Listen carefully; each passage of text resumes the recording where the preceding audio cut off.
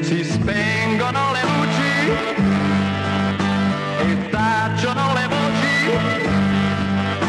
nel buio s'addormenta la città. E quando si risveglia è tutto un altro giorno, la gente al lavoro se ne va.